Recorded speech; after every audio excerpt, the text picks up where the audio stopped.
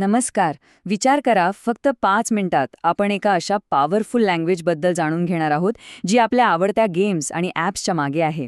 हो, आपण बोलतोय सी शार्पबद्दल. चला तर मग लगेचच सुरुवात करूया.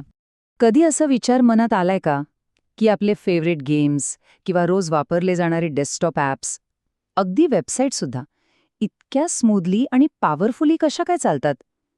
म्हणजे बघा, युनिटीमध्ये बनवलेले गेम्स असतील किंवा अझ्युअरवर चालणाऱ्या क्लाउड सर्व्हिसेस, ह्या सगळ्यामागे काय असेल बरं? तर याचं उत्तर बऱ्याच वेळेला एकच असतं आणि ते म्हणजे सी शार्प. हो, सी शार्प. हीच ती प्रोग्रामिंग लँग्वेज आहे जी या सगळ्या मॉडर्न टेक्नॉलॉजीला खरी पॉवर देते. ओके, मग प्रश्न हा आहे की सी शार्प म्हणजे नेमकं काय आहे?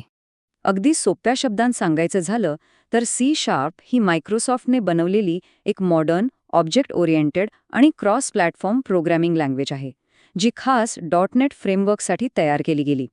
आता बघा, ऐकायला हे सी आणि जावासारखंच वाटेल, पण याला डिझाईनच असं केलंय की ते वापरण्यासाठी जास्त सोपं, सुरक्षित आणि हो, प्रचंड प्रोडक्टिव्ह असावं.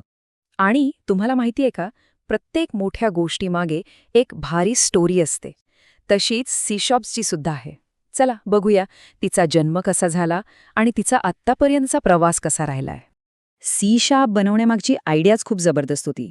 कल्पना अशी होती की त्या काळातल्या ज्या टॉप लँग्वेजेस होत्या, त्या सगळ्यांमधलं बेस्ट एकत्र आणायचं. म्हणजे डेव्हलपर्सना C++ची ताकद हवी होती, जावासारखी सिम्प्लिसिटी हवी होती आणि व्हिज्युअल बेसिक्ससारखी प्रोडक्टिव्हिटी, आणि हे सगळं एकाच पॅकेजमध्ये. तर ही गोष्ट आहे 2000 सालची.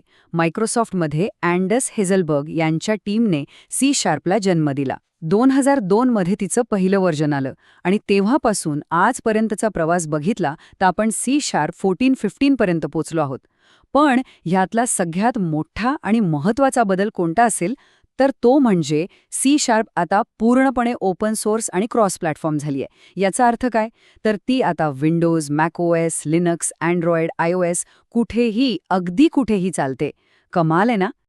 बरं, इतकं सगळं ऐकल्यावर प्रश्न पडतो की सी शार्पमध्ये असं काय खास आहे? चला, तिची खरी ताकद काय आहे ते बघूया. म्हणजे तिच्या सुपर पॉवर्स काय आहेत? अशा कोणत्या गोष्टी आहेत ज्या तिला बाकीच्या लँग्वेजेसपेक्षा वेगळं आणि इतकं पॉवरफुल बनवतायत? चला, तिच्या 4 मुख्य सुपर पॉवर्सवर एक नजर टाकूया. एक, ती ऑब्जेक्ट ओरिएंटेड आणि मॉडर्न आहे. यामुळे मोठमोठे प्रोजेक्टसुद्धा अगदी व्यवस्थित ऑर्गनाईज करता येतात. 2, ती सेफ आणि सिंपल आहे. म्हणजे काय? तर ती मेमरी मॅनेजमेंटचं काम स्वतःच बघते, ज्यामुळे डेव्हलपर्सच्या चुका कमी होतात. 3, लिंक. हे एक भारी फीचर आहे. याने डेटासोबत काम करणं इतकं सोपं होतं की जसं काही आपण कोडमध्येच SQL क्वेरी लिहितोय. आणि चौथी, जी खूप महत्त्वाची आहे, असिंक अवेट. यामुळे ॲप्लिकेशन सुपरफास्ट आणि रिस्पॉन्सिव्ह राहतात. आणि या चौथ्या पॉवरचा फरक तर इथे बघा किती स्पष्ट दिसतोय. डावीकडे बघा, एसिंक अवेट शिवाय काय होतं? एखादं काम सुरू झालं की पूर्ण ॲपच थांबून जातं. UI freeze. पण उजवीकडे एसिंक अवेटमुळे बॅकग्राऊंडला काम चालू आहे, पण ॲप मात्र एकदम स्मूथ आणि रिस्पॉन्सिव्ह आहे. वापरकर्त्यासाठी हा अनुभव म्हणजे जमीन आसमानाचा फरक आहे, नाही का? बरं, या सगळ्या सुपर पॉवर्समुळे सी शार्पचा वापर नक्की कुठे कुठे होतो? चला, आता हे बघूया. तुम्ही बघा, game development, web applications, desktop आणि मोबाईल ॲप्स, अगदी क्लाउड सर्व्हिसेस आणि मोठमोठे एंटरप्राइज सॉफ्टवेअर, सगळीकडे सी शार्पचाच बोलबाला आहे. आणि थांबा, इतकंच नाही, AI/ML.NETमुळे तर आता AI आणि मशीन लर्निंगच्या जगातही सी शार्पने दमदार एंट्री केली आहे. आणि गंमत म्हणजे यापैकी बरीचशी टेक्नॉलॉजी आपण रोज वापरतो. अनेकदा आपल्याला हे माहीतही नसतं की यामागे सी शार्प आहे. उदाहरणं बघायची झाली तर युनिटी इंजिन, जे आज लाखो व्हिडिओ गेम्सचं हृदय आहे, ते सी शार्प वापरतं. डेव्हलपर्सची लाडकी वेबसाईट स्टॅक ओव्हरफ्लो, तिचा बॅकएंड ASP.NET कोरवर बनलेला आहे.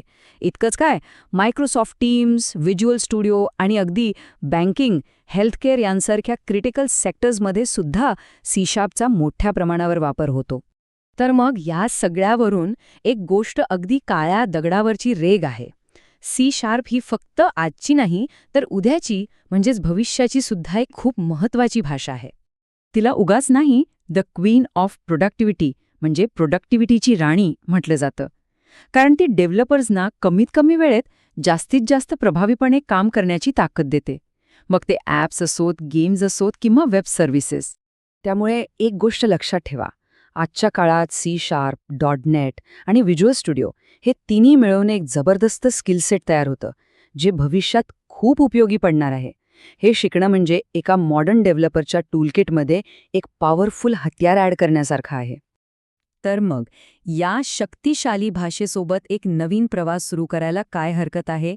विचार करा, पहिला हॅलो वर्ल्ड प्रोग्राम लिहिण्यासाठी तयार आहात का?